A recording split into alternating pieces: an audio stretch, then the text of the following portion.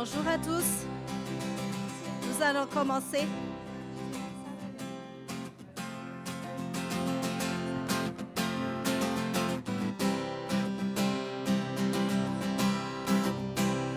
Que nos chants soient comme un signe, nos louanges un accueil.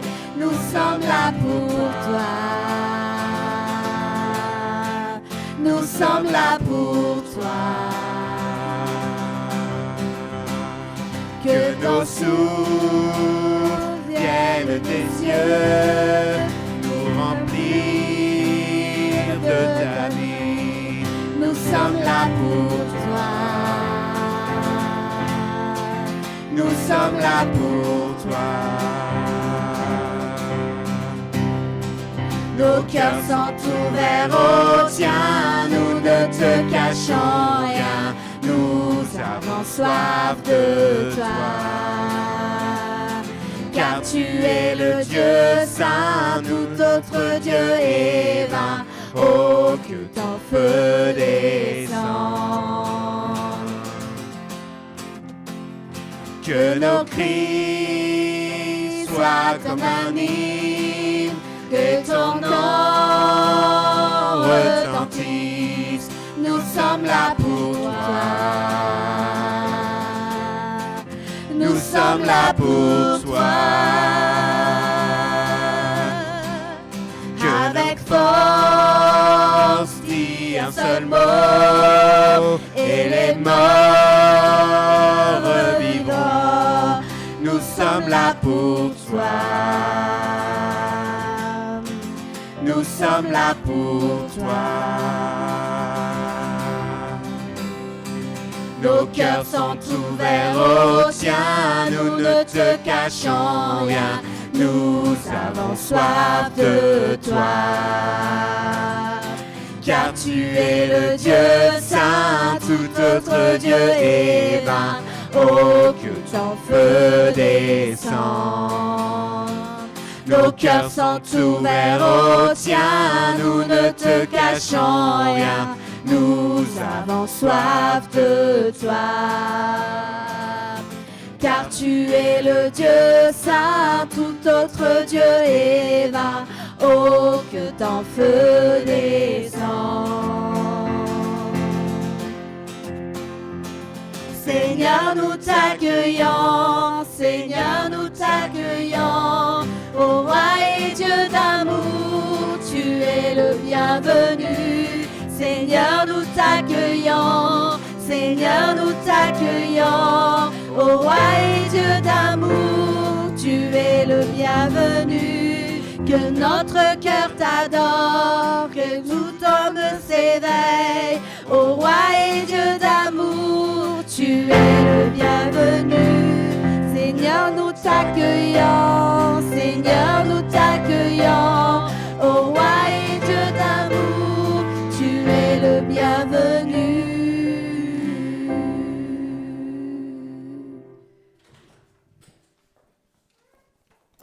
Bonjour à tous, je vous invite à vous asseoir.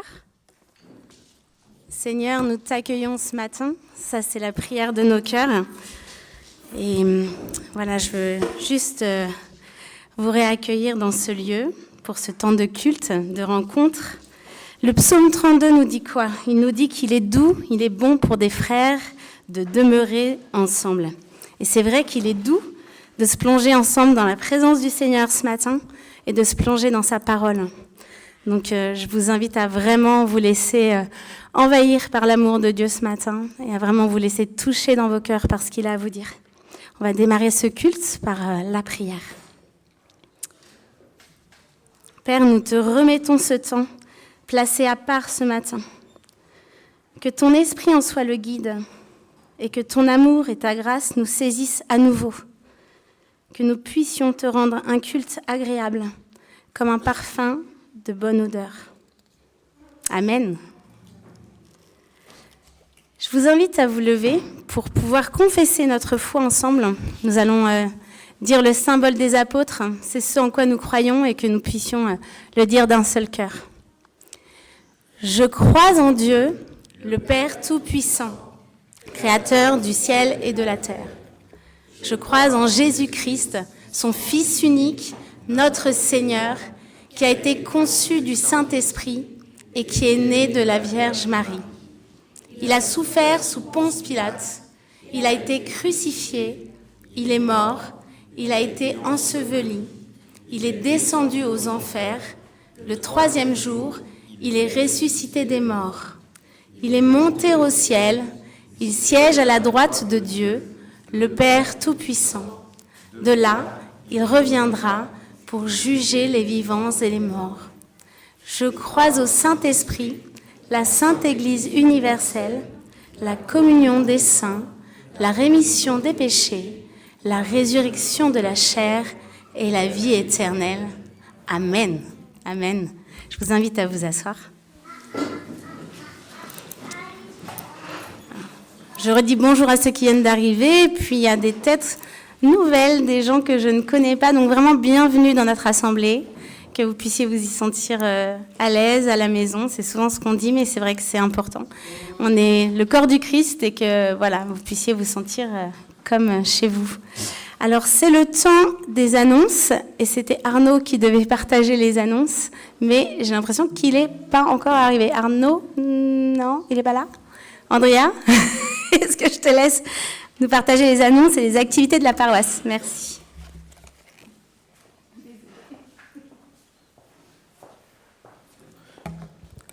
Bonjour à tous et encore bienvenue à ceux et celles qui nous rejoignent ce matin, soit de passage ou en effet pour rester aussi participer à la vie de l'Église. Et donc, il y a Arnaud qui vient d'arriver.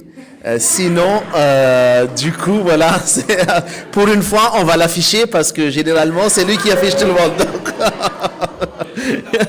Donc,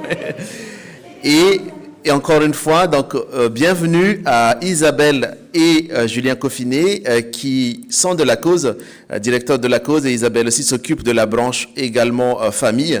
Et donc, vous aurez l'occasion tout à l'heure de découvrir un peu plus la cause, ses activités. Déjà, vous voyez devant du coup le panneau qui présente de manière plus synthétique les activités de la cause, mais là-dessus, je laisse à Julien c'est lui qui sera largement mieux que moi pour expliquer. Donc voilà, en tout cas, merci d'être présent parmi nous ce matin et c'est toujours un bonheur de vous accueillir parce qu'en effet, voilà, c'est que des fois, à travers quelques annonces, on voit la cause, mais il y en a pas mal aussi qui se posent la question, qu'est-ce que c'est concrètement? Donc vous aurez l'occasion ce matin d'en découvrir un peu plus. En termes d'annonces, donc du coup, on reprend nos activités en temps normal hors vacances scolaires. Donc du coup, déjà aujourd'hui à 14h, on a le partage biblique. Généralement, soit il y en a certains qui emmènent déjà leur gamelle et donc qui mangent entre midi et 2 et qui continuent par le partage biblique à 14h, ou bien vous pouvez rentrer et revenir à 14h, 15h, voire 15h30 ou 16h pour le partage biblique qui sera animé par Marie-Christine et aussi autour du livre Apocalypse. Donc du coup, ça fait déjà plusieurs séances qu'ils cheminent ensemble là-dessus, donc je vous invite vraiment à participer aussi à cette activité. Sinon, dans la semaine, nous aurons nos activités hebdomadaires, notamment le groupe de prière de l'Église le mardi à 14h, qui sera soit au temple, soit par Zoom, et qui est en effet ouvert à chacun pour présenter vos sujets de prière, pour prier ensemble aussi sur la vie de l'Église, des frères et sœurs de l'Église, de la famille. Et donc voilà. Et c'est vraiment essentiel dans la vie de l'Église justement d'avoir ce temps de prière ensemble. Et le soir, on a le groupe de prière du concert presbytéral. Donc voilà, on va se challenger pour cette nouvelle année, pour être un peu plus présent et un peu plus actif pour ce groupe de prière du concert presbytéral à 21h. Dans la semaine, on a notre culte du jeudi, qui est généralement suivi d'un repas agape partagé, et on a un bon nombre, en effet, qui reste aussi pour le repas après le culte du jeudi, qui est à 10h. Et un peu plus loin, vendredi, on a la rencontre avec les églises protestantes et évangéliques du Montois autour d'une célébration à 20h à l'église de Melun, Donc c'est une soirée de prière et plus ou moins aussi c'est le moment qui s'inscrit aussi un peu plus large, mais dans le semaine de l'unité. Et du coup, c'est vrai que des fois c'est pas trop notre habitude, mais on vous invite vraiment à aller dans ces moments de prière ensemble avec nos églises sœurs du Montois et qui se trouvera à Meulan à 20h. Donc du coup, voilà, on vous incite vraiment aussi à y aller parce que c'est un temps où on partage ensemble en église notre foi également. Je me permets juste, Andrea, on a aussi, en plus de Julien Coffinet et d'Isabelle Coffinet, des deux pasteurs qui sont là-bas à l'entrée, et Julien donnera la prédication, on a aussi la chance d'avoir le pasteur Simon Verne qui est avec nous. Simon, il est juste là. Simon, il est responsable d'une implantation. Ça fait 3 ans, 4 ans maintenant, je pense que l'implantation, l'église s'appelle l'église Expansion. Et c'est une église qui est à côté de Bréval, à Noflette. Donc Simon, sois le bienvenu. Et donc cette célébration dont tu parles, c'est justement aussi avec l'église Expansion. Il y a une douzaine d'églises du Montois. Et la prédication de vendredi prochain, là, ça sera Jean-Marc Sémoulin, qui est responsable de la Gerbe et qui est aussi dans l'assemblée de Morinvilliers. Merci Arnaud pour les précisions et du coup on vous invite vraiment à participer à ce temps également ensemble avec nos frères et sœurs du Montois. Et après le dimanche, on a un invité également le dimanche 18, le Père Modeste, donc du coup le nouveau curé de Mantes qui apportera le message pour le premier culte il me semble à 9h30. Voilà les annonces. Quelques rappels du coup, un peu plus tard, on a aussi des rencontres des 15-20 ans, il me semble. Donc du coup, à Enghien, voilà. Donc voilà, et toutes ces informations, dans tous les cas, vous les retrouverez soit dans les annonces du lundi, dans les newsletters du lundi qu'on envoie pour ceux qui consultent leur mail, soit dans les annonces de vendredi via le groupe WhatsApp. Donc, pour ceux et celles qui ne reçoivent pas encore ces informations et qui aimeraient être informés, n'hésitez pas à laisser vos coordonnées dans le livre d'accueil qui est au fond du temple pour qu'on puisse vous ajouter dans la liste de diffusion. Je crois que c'est tout. Et c'est le temps où on donne la parole à Julien justement pour nous expliquer un peu plus qu'est-ce que c'est que la cause. Merci Julien.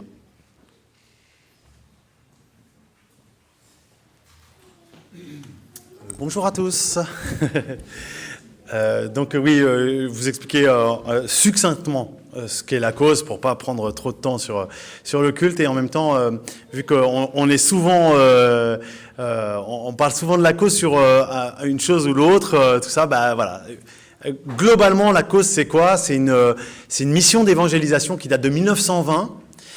Qui avait une vocation nationale de évangéliser les Français, mais aussi dès 1920 de se dire il y a même au sein du protestantisme français finalement plein de gens qui connaissent vaguement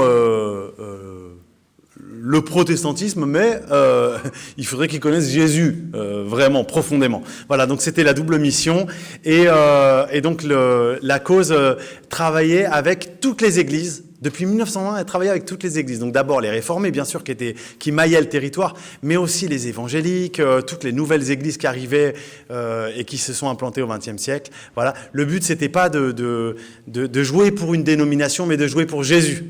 La même équipe, jouer pour Jésus. Et l'évangélisation, bien sûr, c'est de proclamer la parole avec fondamentalement une maison d'édition. C'était ça au début, une maison d'édition. Et puis la prédication. Mais une des manières de proclamer la parole, c'est aussi d'être là en acte. Et donc de se tenir avec les églises et aux côtés des églises pour annoncer l'évangile en acte. Et la cause a eu quelques grands thèmes qui sont encore ceux d'aujourd'hui. Le premier thème, c'est l'enfance vulnérable. À travers une œuvre d'adoption pendant tout le XXe siècle, adopter des enfants orphelins. Et puis aujourd'hui, on a basculé sur du parrainage. Et donc on soutient une vingtaine de orphelinats ou cantines scolaires, en tout cas des structures sociales, au Togo, Haïti, Madagascar et Cameroun. Donc avec des partenaires qui sont des partenaires chrétiens qui soutiennent vraiment des enfants les plus vulnérables possibles, hein. Soit des orphelins, soit des enfants dont les parents sont en prison ou incapables de s'occuper de leurs enfants, des situations comme ça vraiment tragiques. Voilà, on a basculé là-dedans et donc du coup c'est une œuvre de solidarité, mais où en fait on fait vivre tout simplement la parole de Dieu, hein, de prendre soin des orphelins. Le deuxième grand axe, c'est un axe auprès des aveugles et des malvoyants. La cause a été les premiers en français à mettre à disposition la Bible en braille pour les aveugles. Et aujourd'hui, on continue une œuvre auprès des aveugles et des malvoyants, hein. Donc c'est pas beaucoup de monde en fait, mais c'est des personnes qui ont besoin d'avoir une communauté de soutien à travers donc une bibliothèque sonore et braille. On édite des livres chrétiens en audio, on a une exception au droit d'auteur et on peut envoyer partout en francophonie. En fait, on a une franchise postale, donc on peut envoyer gratuitement n'importe où nos livres en audio aux gens et ils peuvent le renvoyer aussi en franchise postale. Ça c'est beau aussi d'être dans ces facilités pour pouvoir mettre à disposition la littérature chrétienne aux aveugles. Et puis on organise des séjours adaptés, comme ça on part en colo quoi, avec des groupes où on essaie de sécuriser nos frères et sœurs aveugles et on part ensemble, voilà. Et donc c'est des choses magnifiques, études bibliques aussi pour tous ensemble voilà. Ça, c'est les aveugles et malvoyants. Le troisième grand sujet, c'est toute la cause autour de la famille, des célibataires, des couples et de la famille. Et le grand thème transversal là-dedans, c'est vraiment de trouver la grâce de Dieu, la communion, dans toutes les situations de vie qu'on peut traverser, des célibats qui peuvent être douloureux et même confinés à l'isolement, à la solitude, parfois une solitude dure, même quand on a une église sympa qui prend soin de soi. En fait, il y a des solitudes qui sont vraiment dures. Et donc, on est sur ce terrain-là des solitudes, de la communion pour les célibataires. Donc, ça veut dire aussi des divorcés, des veufs, des veuves. On est sur ce terrain-là aussi pour les couples, pour solidifier les couples. Et sur les familles, pour solidifier les familles et accompagner des familles dans tout ce qu'elles peuvent traverser aussi. Toutes les difficultés possibles, que ce soit sociales, que ce soit médicales. Qu'est-ce qui se passe quand en fait notre famille elle devient un lieu où on doit prendre soin les uns des autres, voilà, donc tout ça, on essaie de solidifier ça.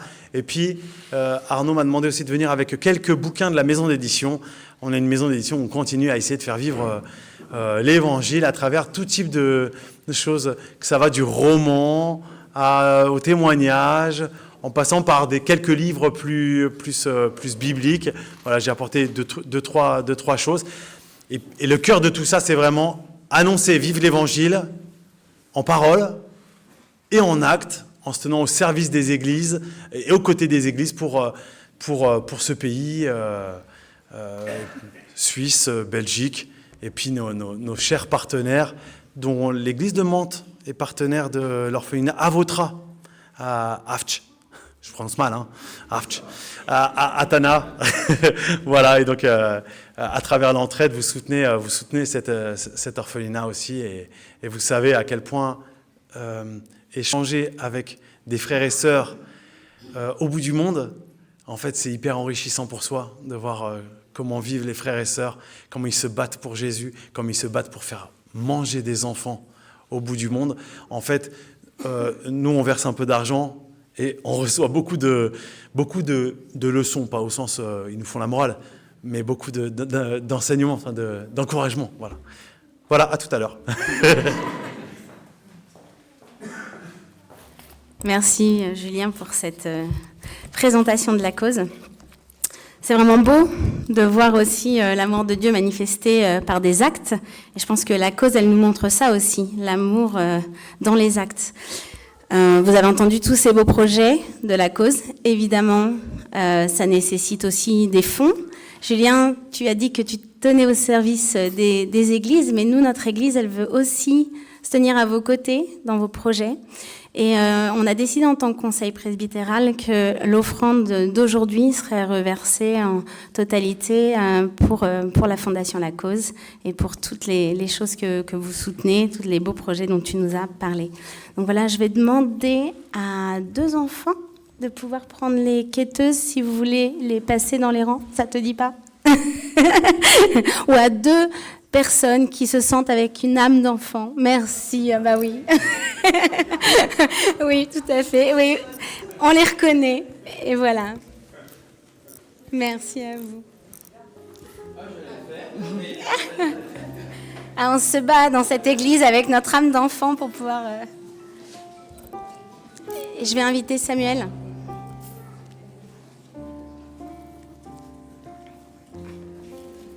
À pouvoir prier pour ces offrandes et pour l'utilité de ce qui va en être fait. J'étais justement en train de lire ce matin un livre sur Dieu et l'argent, et qui disait il y a eu un sondage de fait auprès de plein de chrétiens, pratiquants, engagés, et qui disait d'où viens-tu, comment as-tu été créé? Et il répondait Dieu, majoritairement il répondait Dieu par l'intermédiaire de mes parents. L'autre question, c'était comment, qui a créé le ciel, la terre, le monde? C'était Dieu qui a tout créé, tout dedans. Et d'où vient ton argent? Et en général, il répondait de mon salaire, de mon épargne, de mon héritage, de ma famille, de mon labeur, de mon travail. Et je pense qu'il y a un décalage souvent avec ça. Et donc je voudrais remercier le Seigneur et qu'on puisse aussi tous à nouveau se rendre compte que comme Dieu a tout créé, nous a créé le ciel et la terre, c'est aussi lui qui est maître et possesseur de tout ce qu'on possède, y compris notre argent. Merci Seigneur pour ce don, merci de ce que tu nous donnes pour pouvoir vivre, de ce que tu nous permets de travailler, de ce que tu mets des personnes autour de nous aussi pour nous aider et puis pour pouvoir, Seigneur, merci pour tes grâces infinies et merci de ce que tu nous appelles à cette prospérité qui est d'avoir suffisamment pour soi et un peu plus pour bénir les autres. Seigneur, nous te remercions pour ces dons, pour cet argent et Seigneur, on te prie de bénir chacun et chacune qui a pu donner ou qui n'a pas pu, Seigneur, et que tu puisses pourvoir dans un esprit, Seigneur, de solidarité, de charité, d'amour et d'entraide. Amen. Merci beaucoup. Nous rentrons dans ce temps de culte de la volonté de Dieu. Quelle est-elle, cette volonté? Écoutons cette volonté dans le témoignage de l'apôtre Jean. Jean chapitre 15, verset 9, qui nous dit « Comme le Père m'a aimé, je vous ai aussi aimé. Demeurez dans mon amour. Si vous gardez mes paroles, vous demeurerez dans mon amour. De même que j'ai gardé les paroles de mon Père et que je demeure dans son amour. Je vous ai dit ces choses afin que ma joie soit en vous et que votre joie soit parfaite. Mon commandement, le voici. Aimez-vous les uns les autres comme je vous ai aimés. Aimez-vous les uns les autres comme je vous ai aimés. Seigneur, pardon, parce que bien souvent, nous nous éloignons de ces paroles et nous ne demeurons pas dans ton amour. Non seulement pour notre prochain, mais pour nous-mêmes. Nous ne demeurons pas dans cet amour. Viens au secours de notre faiblesse, toi qui nous sondes et qui nous connais, mieux que nous-mêmes. Toi qui nous aimes encore et toujours. Accorde-nous ton pardon et la joie de mieux t'aimer et de te suivre au nom de Jésus-Christ. Amen. Nous allons nous lever et nous allons chanter ce chant de repentance qui dit « Pardon, Seigneur, pardon ».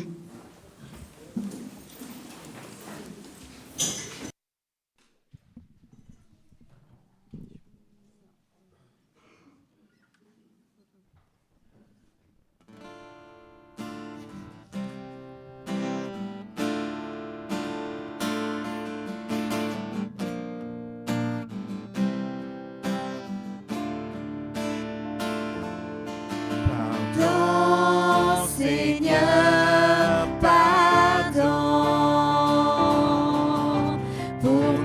notre orgueil, nos résistances.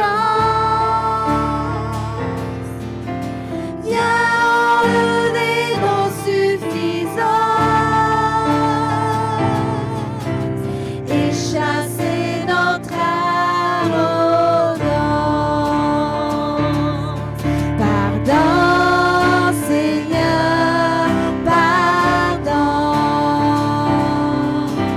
pour toutes nos pensées impures. Viens changer nos cœurs si durs, nos raisonnements obscurs. Oh, relève-nous, nous sommes tombés si bas. Oh, relève-nous, par ta grâce et ton pardon. Aie pitié de nous, nous nous humilions devant toi. Pardon, Seigneur, pardon pour tant de paroles mauvaises. Viens adoucir nos monolèves et que nos querelles s'apaisent.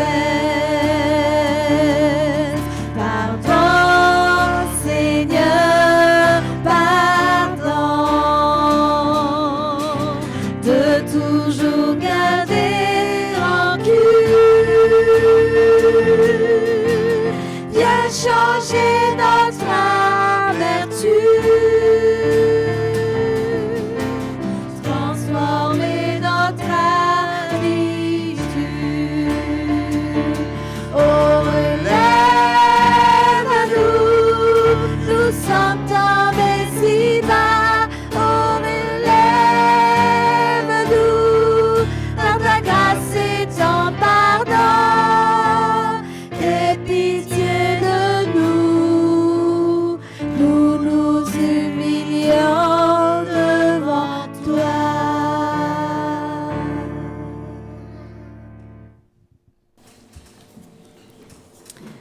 L'absolution, c'est l'accueil du pardon du Seigneur. Et Colossiens 1, verset 12 nous dit « Vous rendrez grâce à Dieu le Père qui vous a rendu capable d'avoir part à l'héritage des saints dans la lumière, qui vous a rendu capable. Nous arrachant au pouvoir des ténèbres, il nous a placés dans le royaume de son Fils bien-aimé, et en lui nous avons la rédemption. En lui, nous avons la rédemption et le pardon des péchés. Soyons assurés que le Seigneur a pris nos iniquités, qu'il nous a pardonnés. Et vraiment que ce matin, cette assurance soit dans vos cœurs, que Dieu vous a absous et que vous êtes absolument lavés, purifiés de tout péché devant lui, que vous vous présentez blanc comme la neige, comme cette neige qu'on a vue en début de semaine. Le Seigneur vous a donné une nouvelle robe. Et vraiment, je vous invite à le célébrer pour cela. Pour ceux qui peuvent rester debout, on va prendre un temps de louange et on va vraiment bénir le Seigneur. Bénis Dieu, ô mon âme.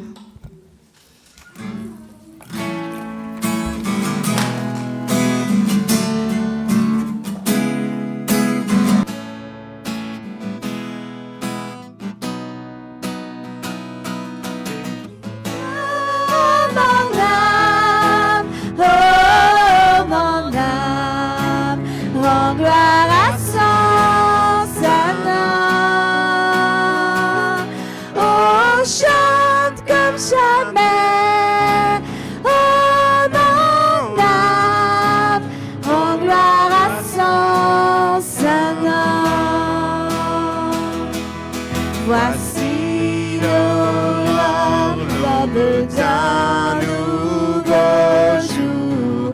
Pour toi, un chant doit s'élever. Devant ce qui m'attend et ce qui pourrait arriver.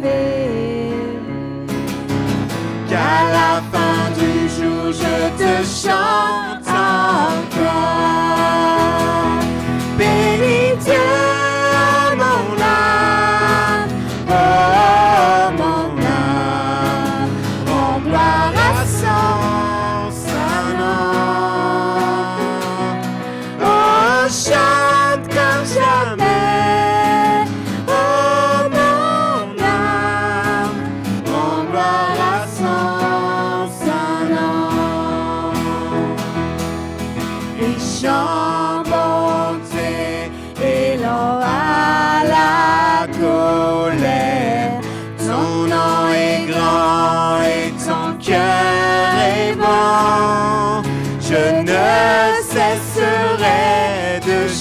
louer tes bontés.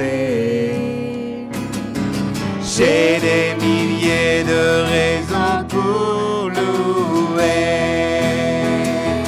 Bénis Dieu, oh mon âme, oh mon âme, rends gloire à son saint nom. Oh, chante comme jamais, oh mon âme, rends gloire à son saint nom. Un jour viendra, je n'aurai plus de force. Mon heure venue, la fin sonnera. Pourtant mon âme chantera tes louanges. Pendant des milliers d'années, oui, sans fin. Bénis Dieu, oh mon âme, oh mon âme, rends gloire à son saint nom. Oh, chante comme jamais, oh mon âme, rends gloire à son saint nom. Rends gloire à son saint nom. Rends gloire à son saint nom.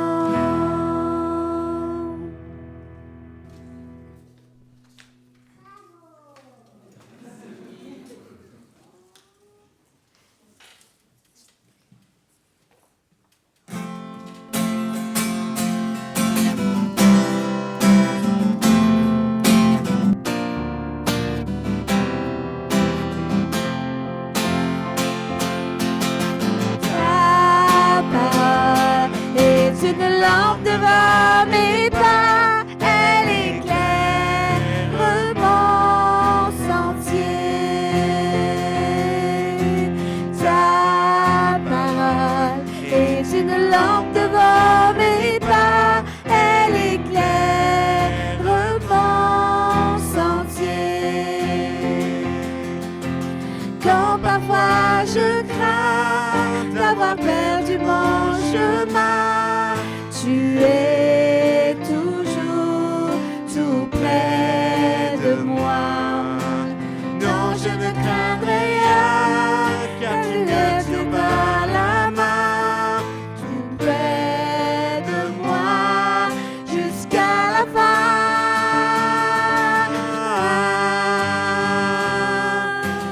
Ta parole est une lampe devant mes pas, elle éclaire mon sentier. Ta parole est une lampe devant mes pas, elle éclaire mon sentier.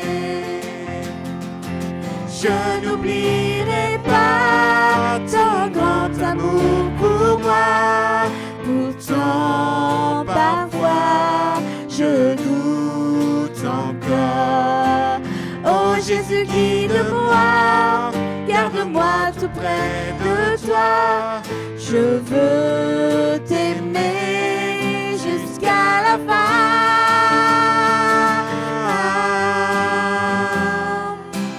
Ta parole est une lampe devant mes pas, elle éclaire mon sentier.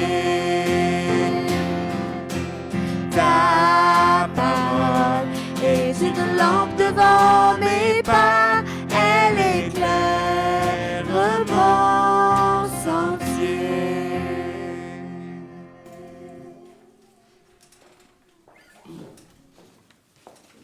Je vous invite à vous asseoir. Merci vraiment pour ce temps de louange. Alors ce chant dit, on a des milliers de raisons pour louer le Seigneur. On rentre dans ce temps d'action de grâce. Alors on a pour habitude dans la paroisse, pour ceux qui ne nous connaissent pas, de passer un micro dans les rangs pour les gens qui veulent rendre grâce au Seigneur, pas seulement par des louanges et des chants, mais aussi par des petits témoignages de ce que le Seigneur a fait pour eux dans la semaine, le mois, l'année.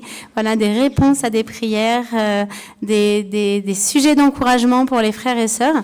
Et c'est Anne-Marie qui a un micro, donc si vous voulez prendre la parole et rendre grâce au Seigneur, vous avez juste à lever la main et on viendra vers vous. Et vraiment, c'est un temps enrichissant pour la foi et l'édification des frères et sœurs. Donc je vous invite à prendre la parole.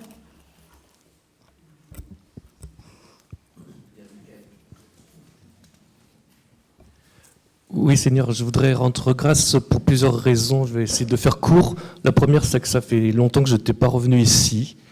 Ça me fait plaisir de revenir ici, de louer le Seigneur en votre compagnie. Deuxième chose, j'ai vu ce matin sur Facebook que Julien et Isabelle Coffinet étaient là. Je voudrais les remercier parce que j'ai rencontré l'amour grâce à eux lors de la dernière Christmas Party au Temple de Belleville. Louer le Seigneur parce que j'ai pu assister aux rencontres européennes de Thésée. J'ai été au dernier rassemblement du 31 décembre à l'Accor Arena de Paris-Bercy. C'est vraiment quelque chose de... c'est indescriptible. Je pense qu'il n'y a pas d'autres mots. Et puis parce que je suis en bonne santé, j'ai un travail, j'ai des parents même s'ils sont un peu fatigués qui continuent de vivre juste ma grand-mère qui est en EHPAD, qui elle par contre commence à avoir sa santé qui décline, donc continue à la protéger, Seigneur. Merci. Merci. Des beaux sujets de remerciement au Seigneur. Est-ce que quelqu'un d'autre veut prendre la parole? Andrea? Bonjour à tous. Donc du coup, ça fait quelque temps que je voulais rendre grâce aussi parce que en décembre, en fait, il y a une de mes cousines qui a eu son enfant qui s'appelle Ethan Isaiah. Donc du coup, je tenais à rendre grâce parce que la maman, on la connaît bien. Donc c'est vrai que c'est toujours douloureux parce qu'elle a traversé des épreuves assez difficiles dans la vie parce qu'elle a perdu son premier enfant. Et on a prié beaucoup à l'époque de Maïwen. Donc du coup, la maman a eu un deuxième enfant, Ethan Isaiah, qui est, par la grâce de Dieu, Isaiah, et puis Ethan, quelqu'un de fort, du coup. Et l'enfant se porte bien. Et et la maman aussi, malgré que c'était, après coup, elle a expliqué que c'était très difficile l'accouchement. On rend grâce au Seigneur parce que les deux se portent bien et puis on continue à prier pour ta cousine. Voilà. Ouais. C'est vrai qu'être chrétien, ça ne nous met pas complètement à l'abri des épreuves. Et pour ta cousine, c'était vraiment une épreuve. On a accompagné dans la prière, mais que le Seigneur continue à consoler son cœur, c'est encore notre prière. Il y a encore un sujet de prière, un sujet de reconnaissance, pardon, Vanessa? Oui, alors moi je voudrais remercier le Seigneur parce que, vous le savez les frères et sœurs, il y a 12 ans de cela, j'ai été vraiment en fait en infertilité et le Seigneur m'a rendu grâce, m'a donné une belle Jade, puis après Tia bien sûr, mais voilà, elle avait 12 ans la semaine dernière et c'est la grâce du Seigneur pour moi. Et depuis cette épreuve, parce que c'était vraiment douloureux pour moi en fait, je me suis engagée auprès du Seigneur à prier pour toutes les femmes qui ont ce problème.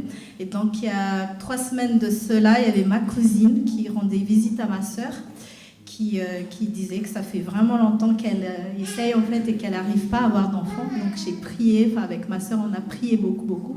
Et j'ai appris aussi la semaine dernière que ça y est, elle est enceinte. C'est un beau sujet de reconnaissance au Seigneur. Et joyeux anniversaire à Jade. Et Noël qui veut aussi.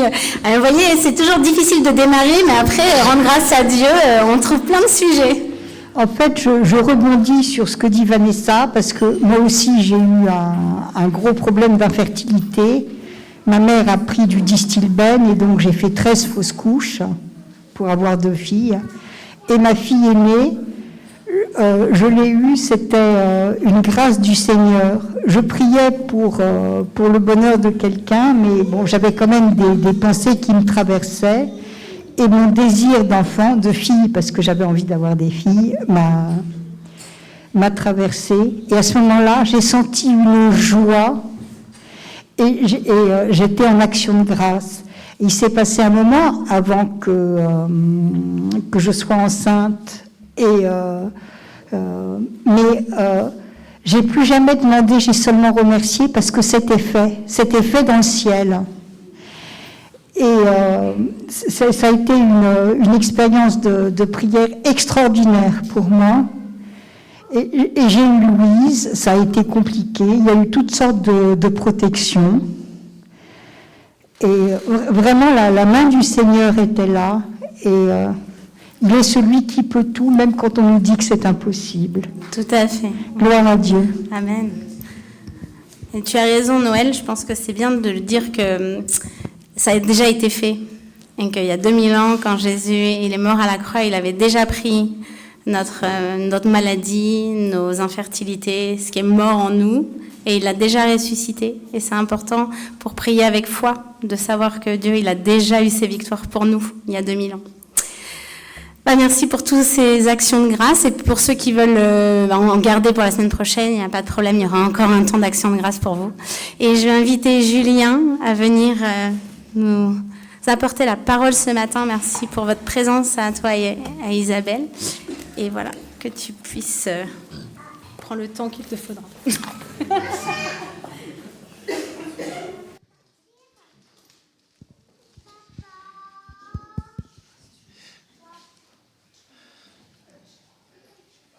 Voilà. De rendre grâce aussi avec vous et de replonger tout ça dans la parole et dans la grâce première qui nous est faite et puis qui est pour nous tous la même fondamentalement, même si elle se déploie dans nos vies d'une manière particulière. Il y a cette même grâce, c'est que Dieu est venu sur cette terre pour nous chercher, pour nous aimer, pour nous sauver. Voilà, donc c'est pour ça qu'on va se replonger on va tous lire le même texte, hein, parce que même si on a des grâces particulières dans la vie de chacun, finalement, normalement, le texte qu'on va lire est une grâce pour tout le monde. Voilà. Je vous propose de méditer dans l'évangile de Matthieu, chapitre 6, les versets 24 à 34. Nul ne peut être en même temps au service de 2 maîtres, car ou bien il détestera l'un et aimera l'autre, ou bien il sera dévoué au premier et méprisera le second. Vous ne pouvez pas servir en même temps Dieu et l'argent. C'est pourquoi je vous dis, ne vous inquiétez pas en vous demandant qu'allons-nous manger ou boire, avec quoi allons-nous nous habiller.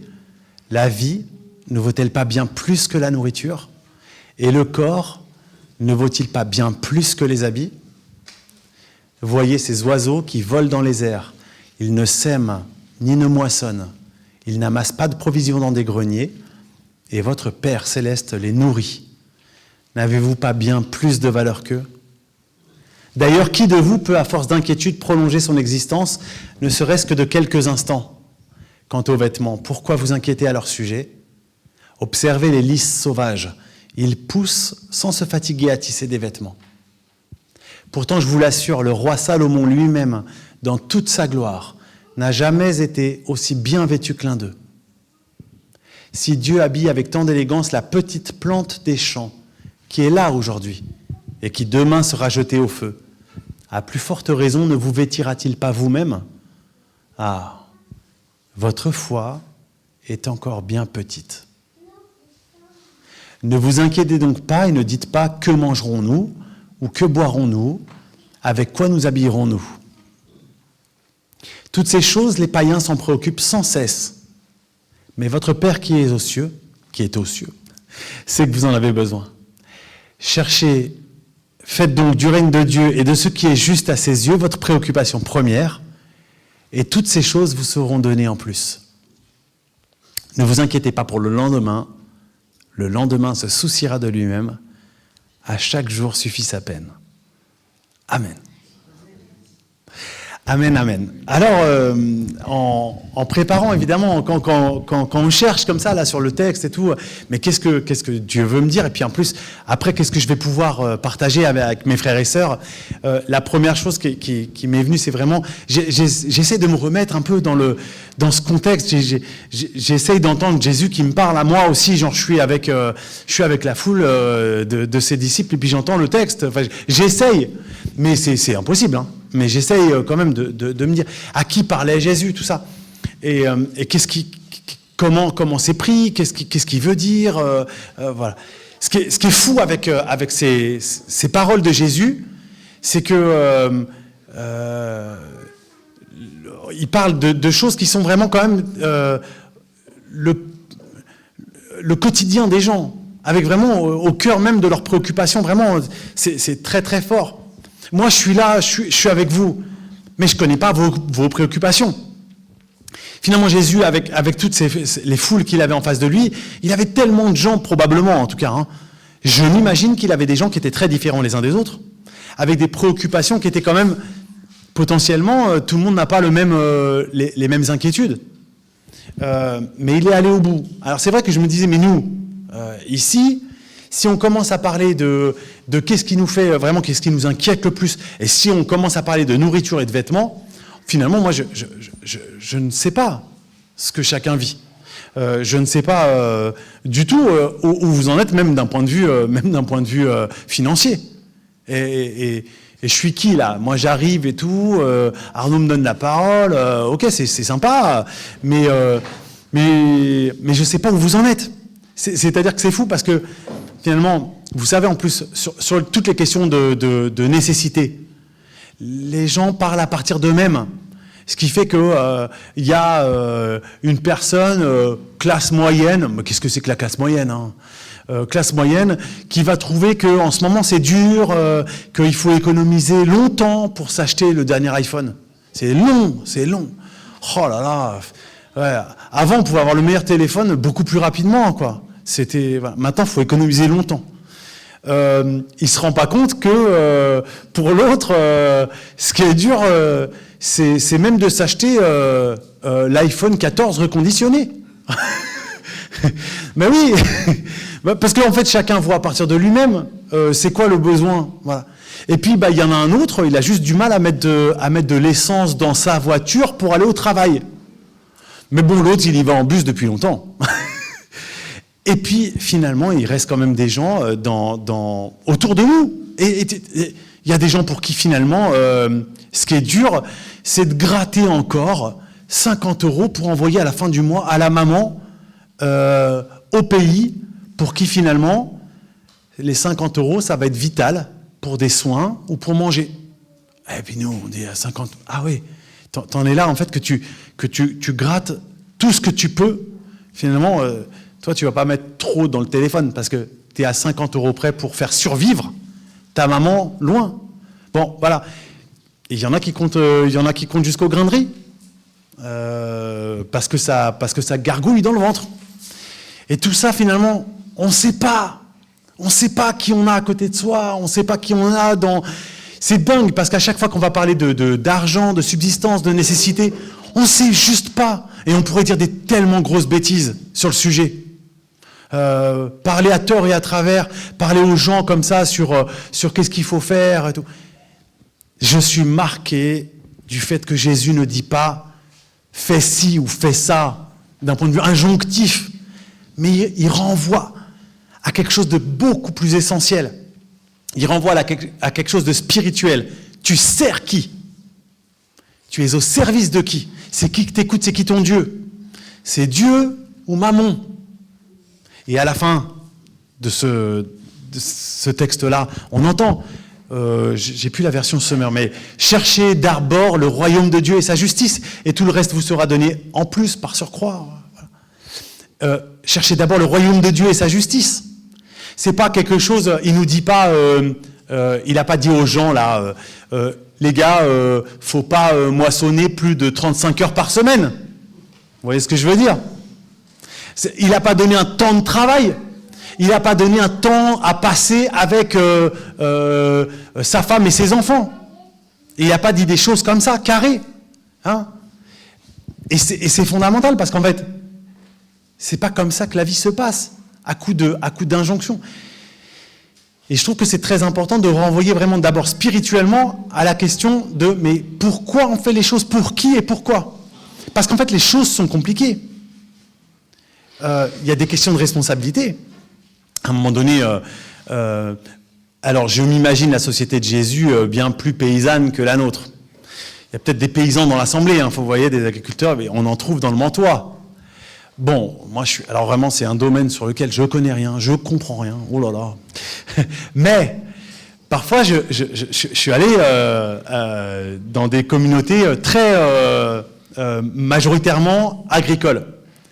Et les gars, ils me racontaient que, en fait, il y a un moment donné, tout simplement, ils sont focus sur la météo, et il y a une fenêtre pour aller semer, ou pour aller répandre tel engrais, ou pour faire telle chose. Il y a une fenêtre météo, le moment où il y a le moins de vent possible, des choses comme ça. Si c'est 2h ou 3h du matin, les mecs, ils sautent sur le tracteur, et ils y vont. C'était, je me rappelle, une communauté hyper pieuse, hein. Vraiment, des chrétiens, voilà. Le mec, il dit, mais si c'est dimanche, si c'est que le dimanche, je saute aussi sur le tracteur. Moi, vu que je ne suis pas un paysan, je me tais. Je ne dis pas, faut pas faire ça. Hein. Je suis qui, moi?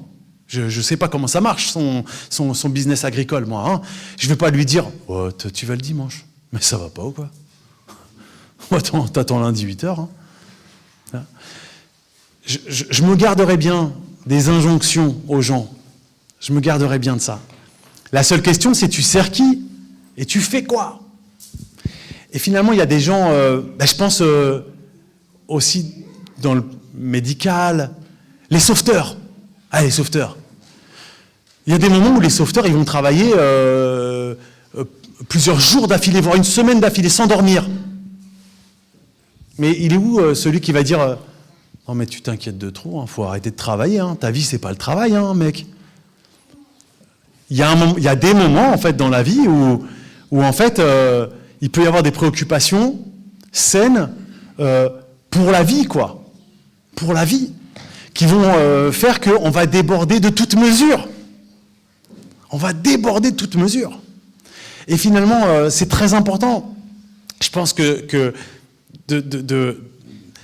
vraiment de regarder à Jésus et d'entendre Jésus avec cette préoccupation qui est fondamentalement qui tu sers, qui tu regardes, qu'est-ce que tu cherches, pour analyser ce que nous faisons.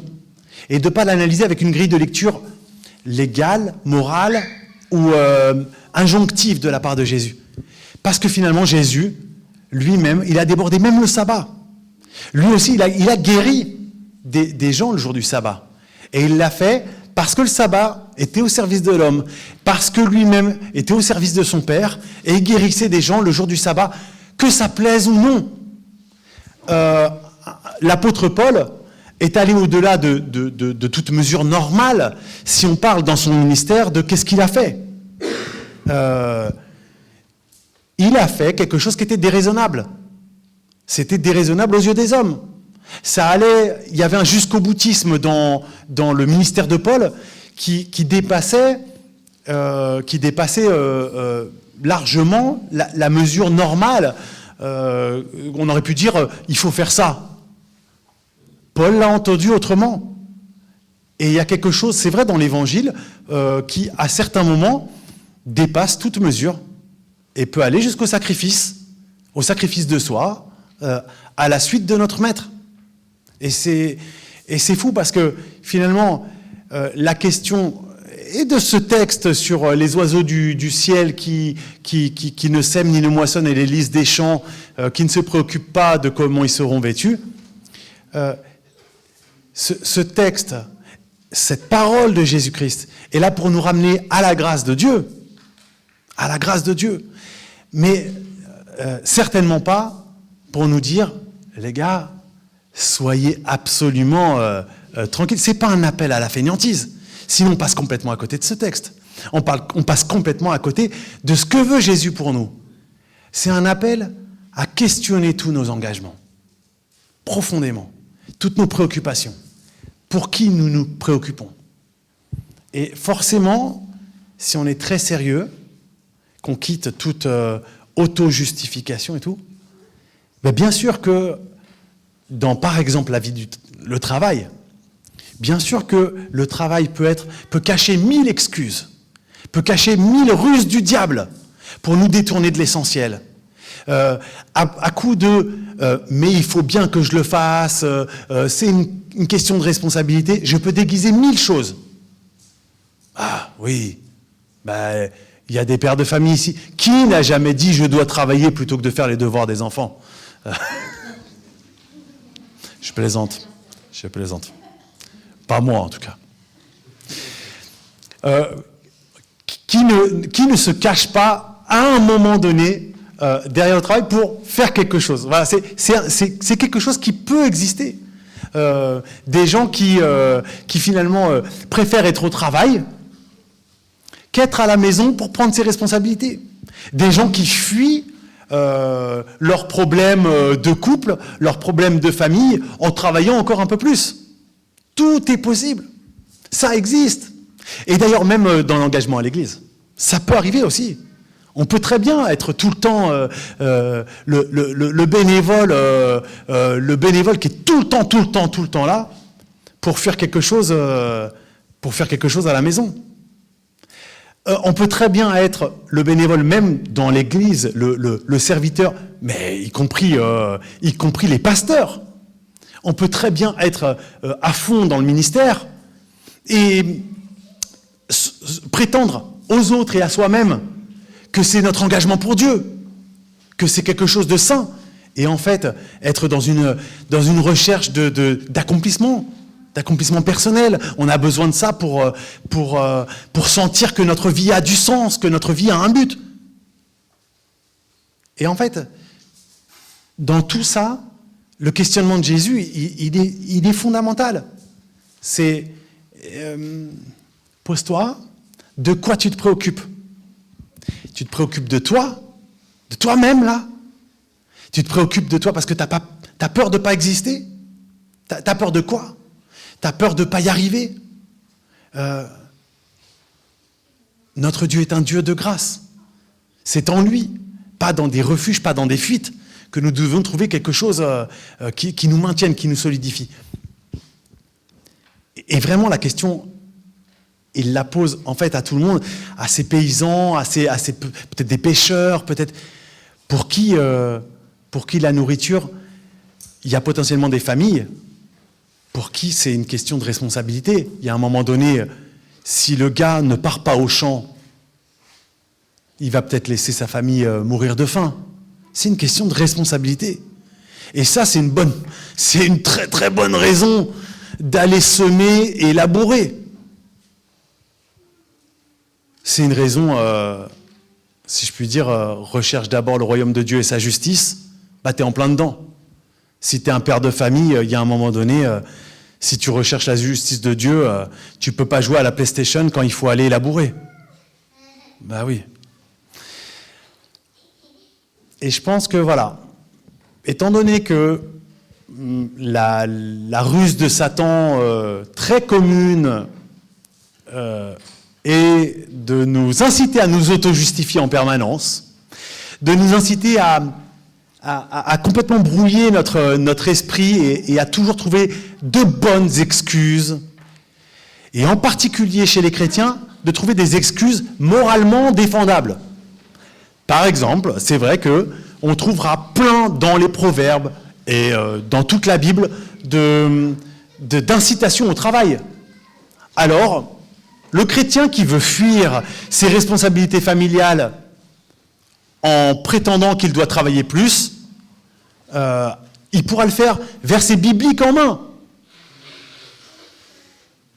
Parce qu'il y a plein de versets sur le travail, il y a plein de versets sur les feignants dans la Bible, sur le paresseux, etc.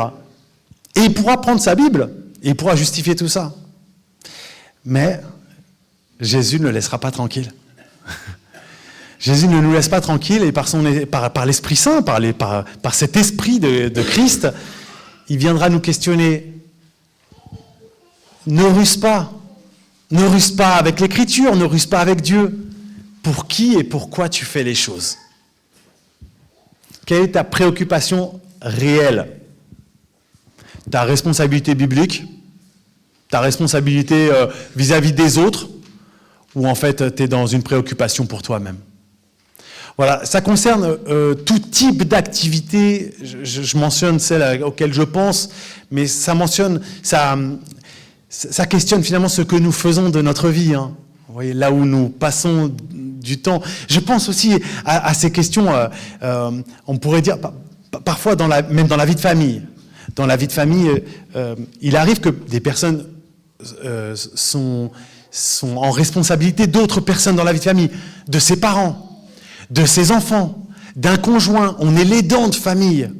Et puis, de l'extérieur, on pourrait nous dire oui, tu deviens l'esclave, tu en fais trop, finalement, tu es dans le sacrifice de toi, tu ne penses pas à toi.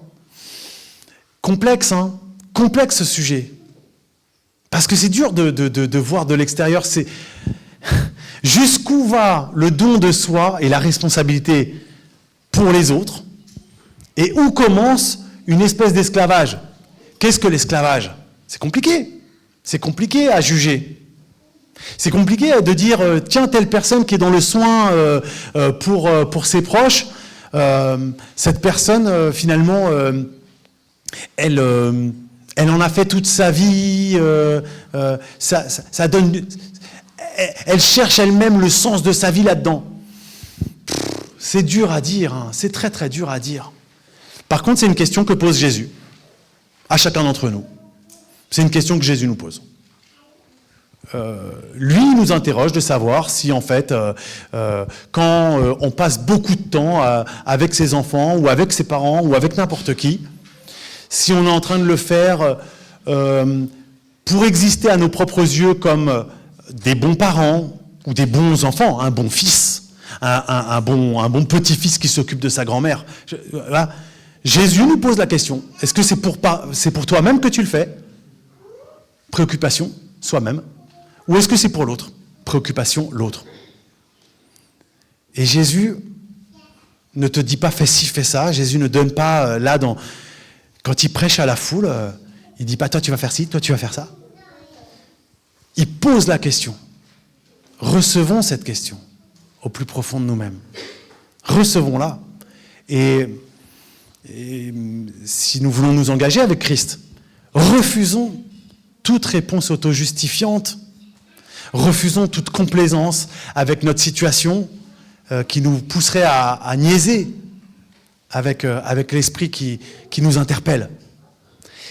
Je voulais vous raconter juste un truc, parce que c'est une thématique rigolote, je trouve. La question de la contemplation versus la question du travail et de la responsabilité. Dans l'histoire de l'Église, il y a un épisode que je trouve rigolo et que je voulais vous partager. C'est autour des années 400, à Carthage, il y a une bande de moines qu'on a appelés les moines chevelus, parce qu'ils laissaient pousser les cheveux et tout, et ils étaient hyper contemplatifs. Ils étaient en mode... alors ils prenaient ce texte de Matthieu 6, c'était leur fer de lance, et ils disaient, oh, nous, on est vraiment consacrés à l'adoration de Dieu, et on est comme les lys des champs, comme les oiseaux du ciel, hein, on fait rien, quoi. On fait rien, on se coupe même plus les cheveux. Voilà. C'était les hippies de Carthage, quoi. Voilà, les hippies de Carthage. Et ces moines-là, donc, forcément, ça questionnait, parce que, du coup, ils renvoyaient quand même à d'autres moines, les gars, vous n'êtes pas très saints, quoi. Hein, vous êtes moins saints que nous. Enfin, mais c'est bien, allez bricoler dans les champs. Nous, on est avec le Seigneur. Mais voilà. Bon, bref, en tout cas, c'était le bazar. C'était le bazar à Carthage, dans les communautés monastiques de Carthage. Et là, on appelle qui? On appelle le boss théologique de l'époque. C'est qui? 400 après Jésus-Christ? Mais bien sûr. Qu'est-ce qu'il est savant, ce pasteur. Bravo Arnaud. Saint-Augustin. Donc Saint-Augustin, c'est vraiment, c'est la ref, quoi. La big ref de l'époque. Et Saint-Augustin, on lui demande qu'est-ce qu'il en pense et comment il va se comporter face à ces moines chevelus, appelés également les moines fainéants. Hein, voilà. Bah oui.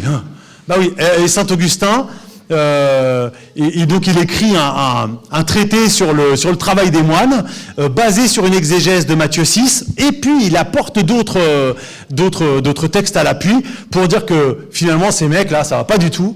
Où il y a un argument par l'absurde, il leur dit, les gars, si vous ne voulez pas travailler, faites comme l'apôtre Paul vous l'a dit en Thessaloniciens, que celui qui ne travaille pas ne mange pas non plus. Voilà. Donc là, comme ça, vous serez vraiment saints, vous serez vraiment dans l'adoration, vous travaillez pas et vous jeûnez.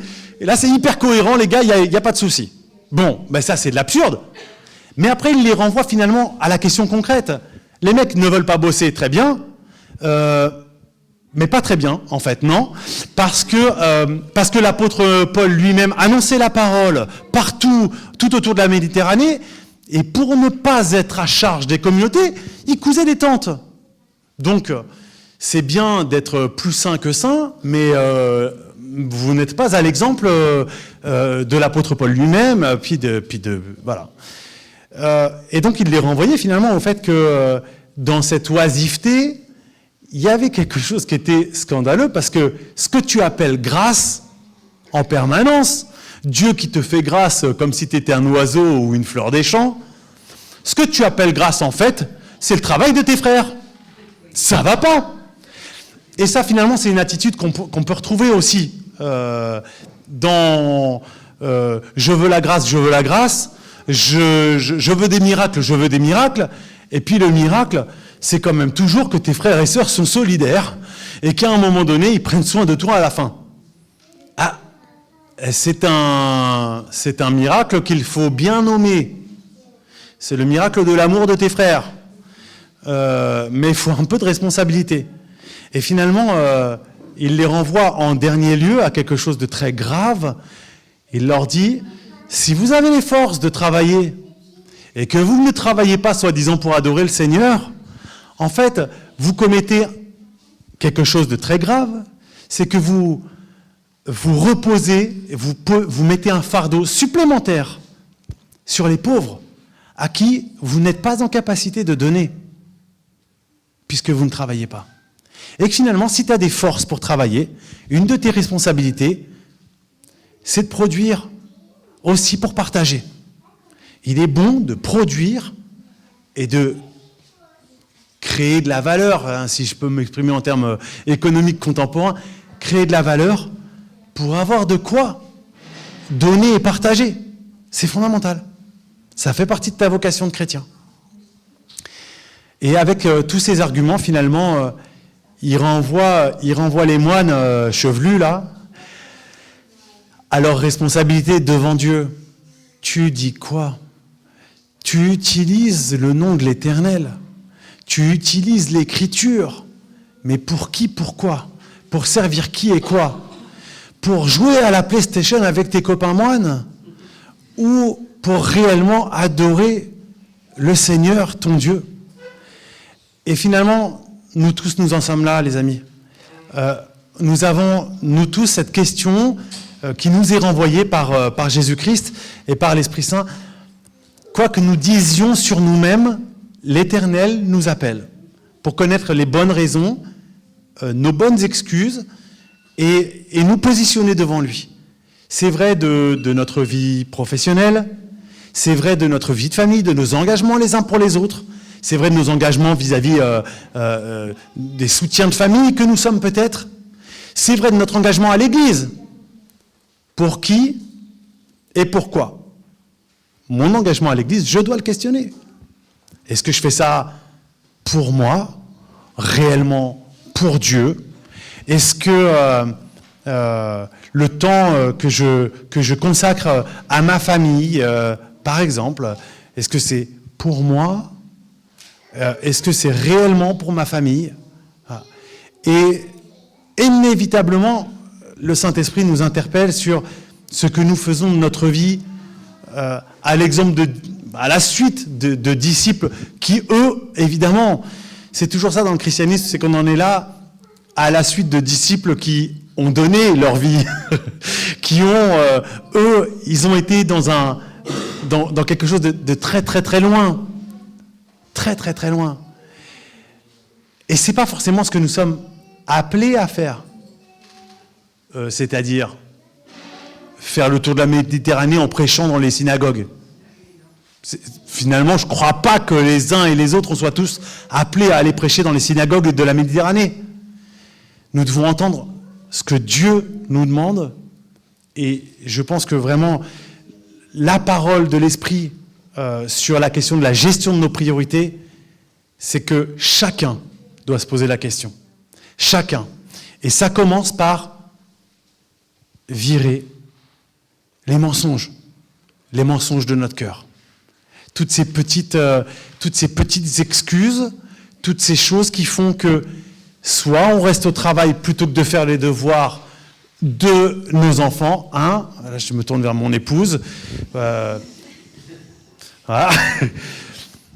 Soit en fait on estime qu'on a toujours besoin de plus de repos pour soi-même, parce que c'est la chose importante, voilà. Ça aussi, ça se questionne. Jusqu'où on va se reposer. J'ai besoin de faire du sport dans ma vie pour être bien équilibré. Tout se questionne. Scoop, Jésus n'avait pas d'abonnement en salle de sport. Il faisait plus de 10 pas par jour. Voilà. Tout se questionne, les amis. Tout est questionnable. Mais à un moment donné, vivre dans les pas du disciple, à la suite du Maître, Jésus-Christ, et mettre notre vie vraiment dans les rails du Seigneur, si on croit que c'est réellement la bénédiction, une vie qui est juste, une vie il n'y a pas de vie meilleure que d'être disciple de Christ, disciple que de lui, et pas de mammon. Pas de soi-même, pas disciple de soi-même. Si on pense que c'est réellement la meilleure vie, la plus équilibrée, quel que soit le chemin qu'elle nous entraîne, hein, c'est-à-dire que peut-être qu'une vie de disciple, c'est plus court qu'une vie de feignant. C'est possible. Une vie de disciple est peut-être plus courte qu'une vie de feignant. Elle est peut-être plus difficile qu'une vie de feignasse. Peut-être. Elle est moins confortable. Peut-être. Mais si on considère qu'en fait, une vie de disciple, il n'y a pas plus juste, il n'y a pas meilleur, il n'y a pas plus équilibré, pour toutes les raisons qui sont exposées dans l'Évangile, alors cette question, acceptons-la chacun d'entre nous, chacun, pour nous-mêmes, que faisons-nous de notre vie? Quelles bonnes excuses avons-nous mis en avant? Comment avons-nous niaisé avec Jésus-Christ sur ses appels à le servir? Que faisons-nous? Et même dans le service, qu'est-ce que nous gardons pour nous-mêmes, comme préoccupation de nous-mêmes, jusqu'au fond du service et du ministère? Que le Seigneur nous parle vraiment à chacun, que son esprit nous aide à résister à tout esprit d'auto-justification, et que nous puissions continuer, ou en tout cas rentrer dans cette vie juste, saine, la vie du royaume. Amen.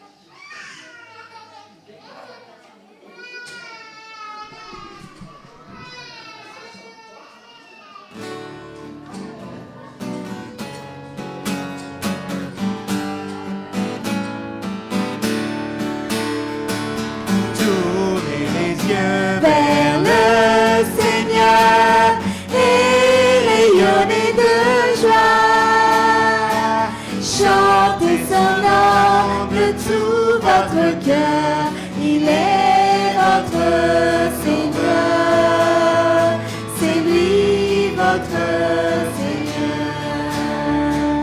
J'ai cherché le Seigneur et il m'a écouté, il m'a guéri de mes peurs et sans fin je le louerai. Tournez les yeux vers le Seigneur et rayonnez de joie. Chantez son nom de tout votre cœur, il est votre sauveur, c'est lui votre Seigneur. Dieu regarde ceux qu'il aime, écoute leur voix, il les console de leur peine et il dit de leur part. Tournez les yeux vers le Seigneur et rayonnez de joie. Cherchez son nom de tout votre cœur, il est votre sauveur, c'est lui votre Seigneur. Ceux qui cherchent le Seigneur ne seront privés de rien. S'il lui ouvre la cœur, ils seront comblés de bien. Tournez les yeux vers le Seigneur et rayonnez de joie. Chantez son nom de tout votre cœur, il est votre sauveur, c'est lui votre Seigneur.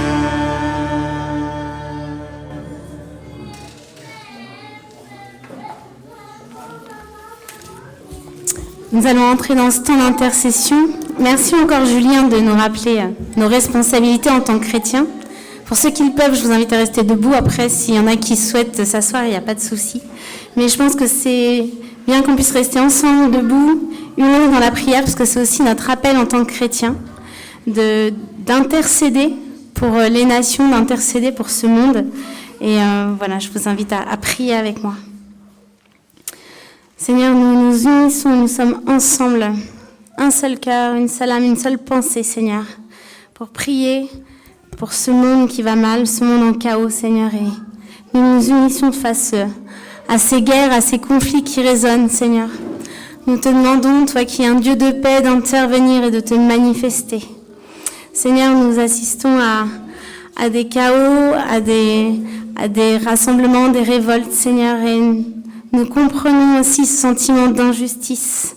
Alors, Seigneur, viens faire ta justice, celle qui est au-dessus de tout. On te prie d'étendre ton bras protecteur sur ceux qui sont en danger en ce moment même, Seigneur, sur ces régions qui subissent la guerre, Seigneur. Nous te prions pour ceux qui sont persécutés parce qu'ils proclament ton nom. Et nous te demandons vraiment de manifester ta puissance, Seigneur. Nous prions aussi pour ceux qui souffrent dans leur corps de maladies. Et nous te demandons, toi qui es le Dieu qui guérit, de vraiment intervenir.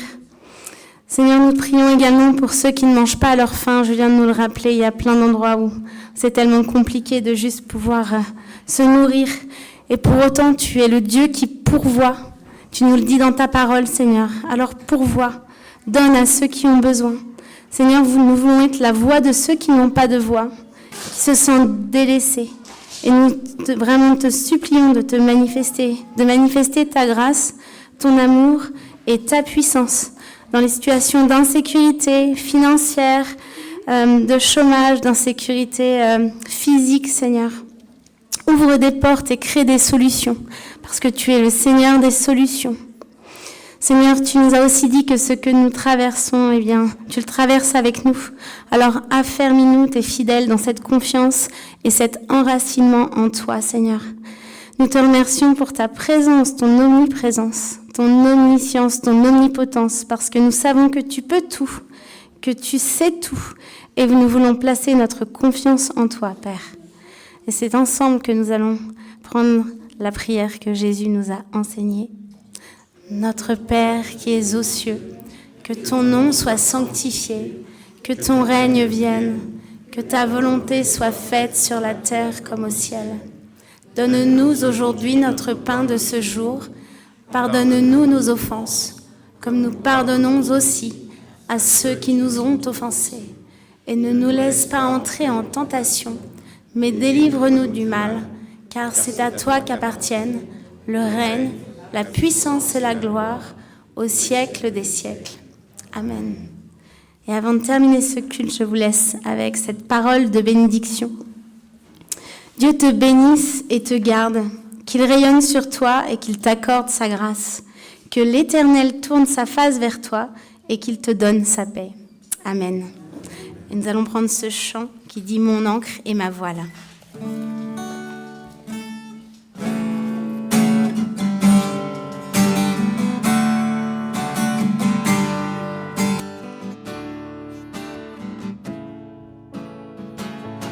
Dieu, tu es ma force, ma consolation, une lampe devant mes pas. Ta voix triompher de l'ouragan, remporter le combat. Tu m'offres chaque jour ton infaillible amour, toi qui as fixé le cours des étoiles, sois mon encre, sois ma voile. Tu étends mes ailes pour toucher les cieux, protégé par ta main. Ta grâce m'appelle à lever les yeux et suivre ton chemin. Tu m'offres chaque jour ton infaillible amour, toi qui as fixé le cours des étoiles, sois mon encre, sois ma voile. Ta miséricorde coule de la croix, ton sang m'a racheté. Tout ce que je suis me vient de toi, sans fin je te louerai. Tu m'offres chaque jour ton infaillible amour, toi qui as fixé le cours des étoiles, sois mon encre, sois ma voile, sois mon encre, sois ma voile. Amen. Bon dimanche Bon à dimanche à tous. tous.